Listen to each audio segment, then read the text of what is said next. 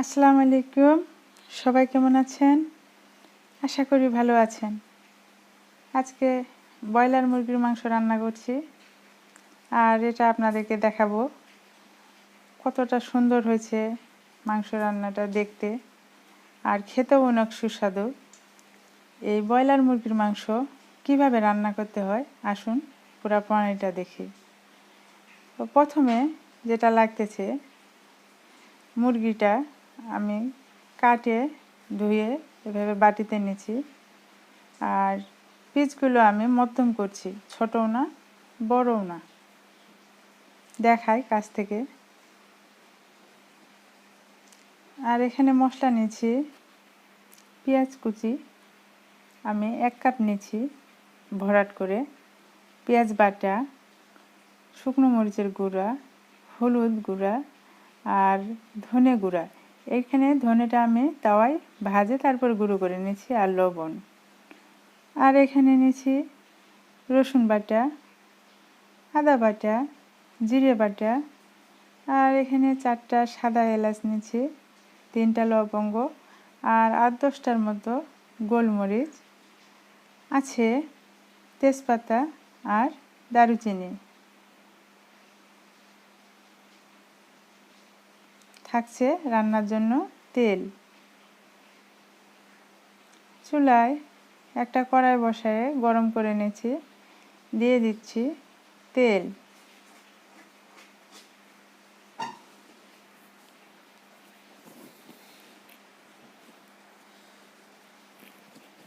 তেলটাতে দিয়ে দিব কুচি করে রাখা পেঁয়াজগুলো।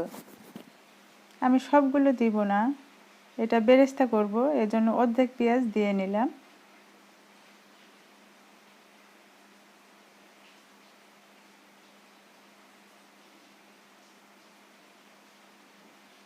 বেরেস্তাটা আমার হয়ে আসছে, এখন এটা একটা প্লেটে তুলে নিচ্ছি।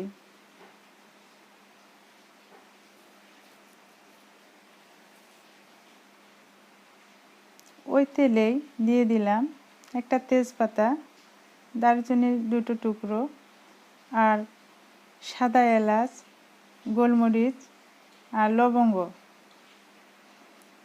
অর্ধেক পেঁয়াজ যে ছিল অর্ধেকের একটু কম, সেটা আমি দিয়ে নিলাম।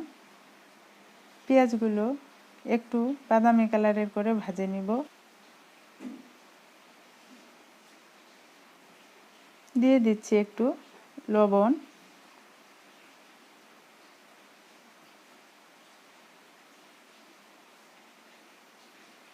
দিচ্ছি পেঁয়াজ বাটাটা।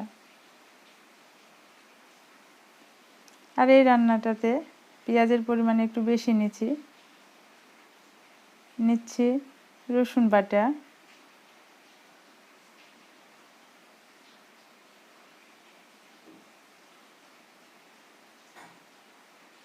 আদা বাটা,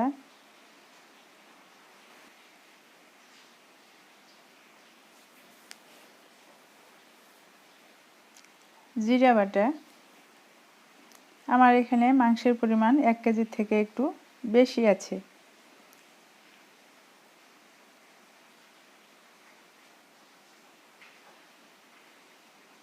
দিচ্ছি হলুদের গুঁড়া,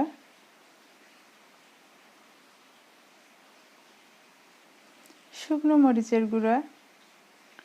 এটা আপনারা যেরকম ঝাল পছন্দ করেন সে অনুযায়ী নেবেন। যদি বেশি ঝাল খেতে পান তাহলে একটু বেশি নেবেন। দিচ্ছি মুরগির মাংসগুলো,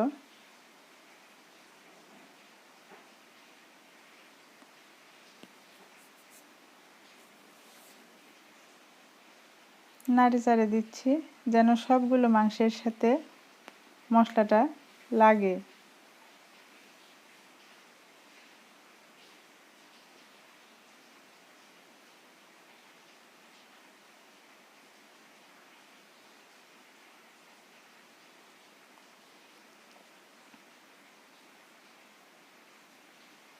একটু পানি দিয়ে নিচ্ছি মাংসটা সিদ্ধ হওয়ার জন্য।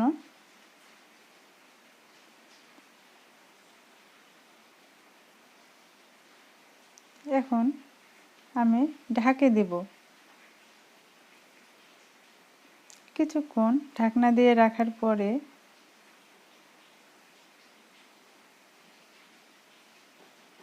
মাংসটা নাড়ে দিব, না হলে পেঁয়াজ মশলাগুলো লাগে যাইতে পারে। আর যে কোনো তরকারির যদি মশলাগুলো লাগে যায় তো সেক্ষেত্রে আপনার রান্নাটা খেতে ভালো লাগবে না।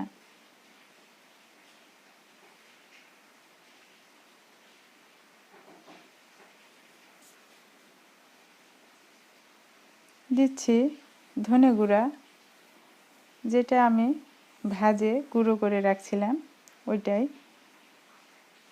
ধনেটা ভাজে নিলে হয় কি মাংসটাতে একটা আলাদা ঘ্রাণ আসে। তো এভাবে কিছুক্ষণ কষাবো। আর কষানোর সময় অবশ্যই চুলোটা অল্প আঁচে রাখতে হবে, না হলে মশলাগুলো পুড়ে যেতে পারে। বেরেস্তাগুলো আমি ভাঙে নিচ্ছি, তারপরে দিয়ে দিলাম।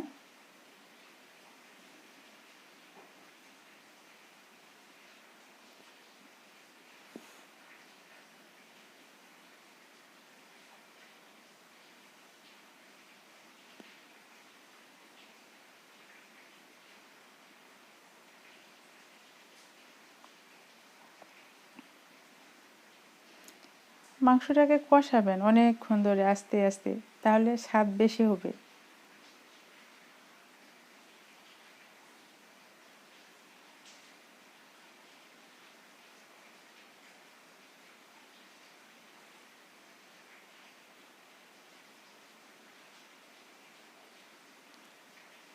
আর কষাতে হবে অল্প আঁচে।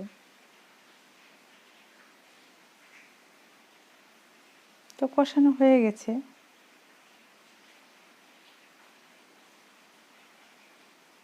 কালারটাও কত সুন্দর আসছে দেখেন, মাংসটাও সিদ্ধ হয়ে গেছে।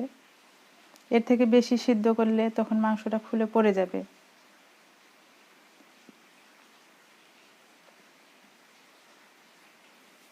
দিচ্ছি পানি। আপনারা যদি পানি ঝোল খেতে পছন্দ না হয় সেক্ষেত্রে কষানোই রেখে দিবেন। আমি এখানে ঝোল দিয়ে দেখাচ্ছি। একটু লবণ দিলাম, লবণ কম হয়েছে।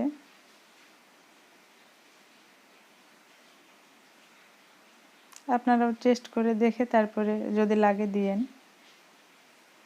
দিচ্ছি একটু ধনেপাতা কুচি, আমি সামান্যই দিচ্ছি।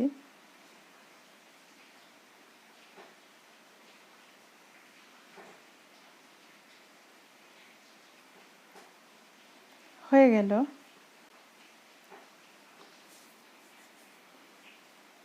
এখন একটা বাটিতে তুলে নেব।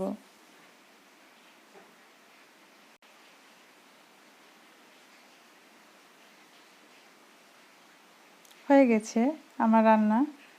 আমার রান্নার ভিডিওটা যদি আপনাদের ভালো লাগে একটা লাইক দেবেন, আর আমার ইউটিউব চ্যানেলটা সাবস্ক্রাইব করবেন, তাহলে আমি কোনো ভিডিও ছাড়লে আপনারা পেয়ে যাবেন।